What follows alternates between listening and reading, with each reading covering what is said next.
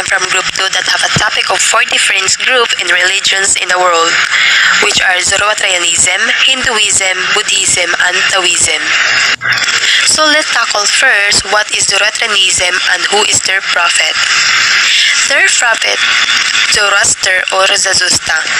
Zarathustra, also given as Zoroaster, Zarathustra's Petema, was a Persian priest-turned prophet who founded the religion of Zoroastrianism, or also given as Mazdayazma, devotion of Mazda, the first monotheistic religion in the world whose precepts would come to influence later faiths. Their doctrine category are Zoroastrian believe that there is one transcendent, all-good, and uncreated supreme creator deity, Ahura Mazda or the Wise Lord. Ahura Mazda is the name for God that Parsis or Zoroastrians use, and they revere Mazda's servant Agni, the purifying fire. Mazda's enemies is Ahriman, their Satan. They also believe in the existence of angels, demons, and saviors. Focuses as to being a religion. Zoroastrianism is a dualistic religion. Its adherents believe that there are two conflicting forces competing for control in our universe. The good guy, which Zoroaster wanted us to the root for, is Ahura Mazda. Ahura is a wise, old spirit who presents everything positive. He is the champion of justice, peace, and truth, or also known as anything that the ancient Iranians believed was good. So let's proceed that Taoism and their philosopher. Their philosopher named Lao Tzu. He is the reputed author of the Lao Te Ching, the founder of philosophical Taoism, and a deity and religious Taoism and traditional Chinese religions. Lao Tzu is usually portrayed as a 6th century before Christ contemporary of Confucius in the Spring and Autumn period. So their doctrine category are Taoism holds that humans and animals should live in balance with the Tao or the universe. Taoism believes in spiritual immortality, where the spirit of the body joins the universe after death. Taoism has been connected to the philosopher Lao Tzu, who around 500 before Christ era wrote the main book of Taoism, the Tao Te Ching. Taoism holds that human and animals should live in balance with the Tao, or the universe. Taoists believe in spiritual immortality, where the spirit of the body joins the universe after death. They venerate God. They don't believe in the existence of God. Tao isn't even a god to them. There is no omnipotent being beyond the cosmos who created and controls the universe. In Taoism, the universe springs from the Tao, and the Tao impersonally guides things on their way. But the Tao itself is not God, nor is it not a God, nor is it worshipped by Taoists. Taoism is more like a belief or thinking more than a religion. Taoism, or also spelled Taoism, is a religion and a philosophy from ancient China that has influenced folk and national belief.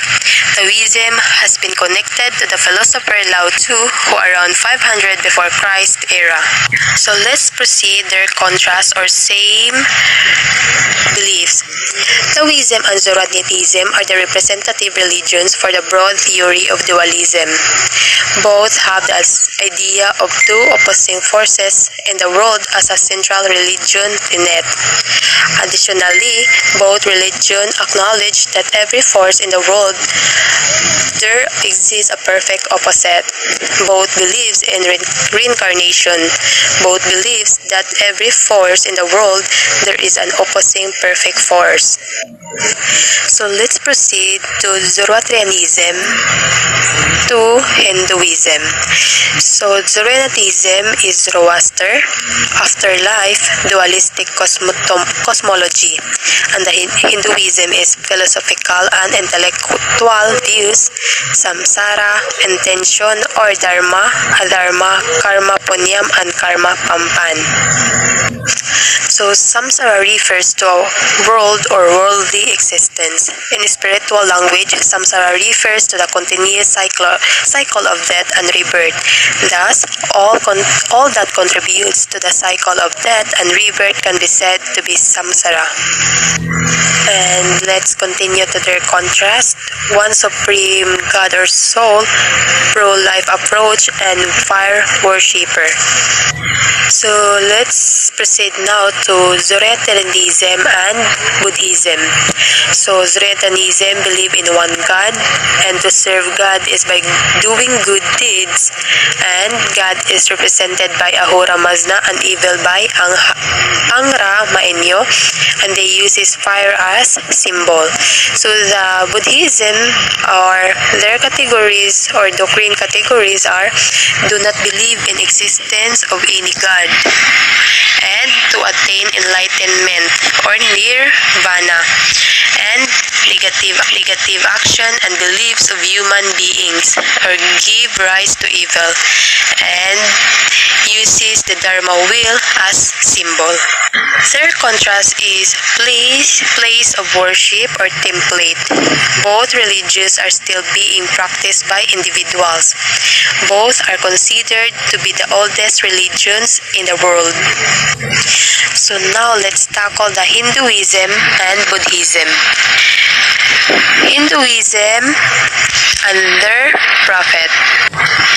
Hinduism founder or have no founder, and their god is called Brahma, Vishnu, and Shiv.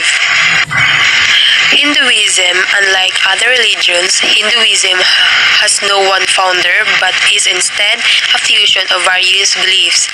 Around 1500 before Christ, the Indo-Aryan people migrated to the Indus Valley and their language and culture blended with that of the indigenous people living in the region. Hinduism considered cow as a sacred animal, belief in caste system, devotion of multiple gods, and Vedas and Upanishads or scriptures. The basic criteria to distinguish the good from evil is the intention.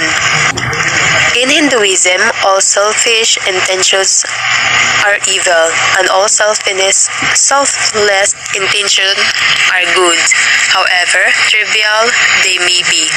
So are the actions and desire which arise from them. If you selflessly serving others and God, you are on the righteous path or dharma. And if you are selfless, living yourself and serving your own interest, you are the sinful path or adharma. So now let's proceed the Buddhism and their prophet. Their Buddhism are called Siddhartha, Gautama or Buddha.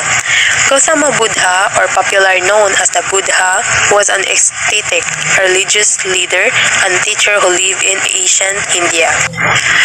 They reject and caste system equality, do believe in personal God, Four Noble Truths, Eightfold Paths, Scriptures. The words right and wrong or good and evil have very broad meaning. Instead using these terms, they use the terms kusala or skillful and akusala unskillful. This word refers to the law of karma. The law of karma is fundamentally an idea of moral custom that believes that when a person does and live righteously, they will receive good and live in a higher state. Alternately, if one brings pain and turmoil into their lives, it is due to their own ignorance and evil behavior. In addition, they believe that the negative action and belief of human beings such as greed, anger, and ignorance give rise to evil. Their contrasts are agree on karma or law of cause and effect, dharma or one duties, moksha, enlightenment. or reincarnation. Goal is to end the cycle of reincarnation. So now, let's Hinduism and Taoism compare. Hinduism have a sacred writing in Sanskrit in holy books like the Vedas. It many gods, but some supreme god Brahma, who come in many forms. Case system finds karma to play a viable role in how our spiritual existence cycles out. Believes that whatever you do on earth can affect how nice your next existence will be. It has no specific belief that everyone must agree with. And the Taoism are started by Lao Tzu, old master, to be happy, followed by the Way or Tao, push rulers to make viewers low belief in the harmony with the world, and it focused on the yin and yang, which stated that no one is all good, yin or bad. Belief of intermediance of things and in the nature. They come into a balance with the doctrine of Tao, a concept of a natural order within the universe. It encouraged its followers to reject formal learning, political laws, or social customs in order rely instinct and senses. Both are believed in reincarnation.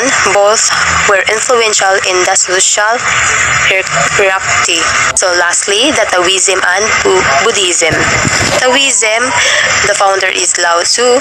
They believe that deities and immortals are just spiritual forces as not considered God, being harmony of nature and intrinsically connected with one another and the whole universe. Achieve balance in life and reach immortality taught Tao. The concept of sin doesn't exist. People are equal and all creatures should be respected. Buddhism or Siddhartha or Gautama Buddha, their goal is overcoming suffering and rebirth by attaining enlightenment known as nirvana. Believe that the human beings' negative acts and beliefs such as greed, anger, and ignorance lead to evil and cause of suffering. Don't share beliefs that we continue to exist after death. And their contrast is do not believe in God. They do not believe in God and believe in reincarnation. Provide guidance for people on how to live good lives, behave ethically, and develop kindness and compassion for other people. And that's all. Thank you.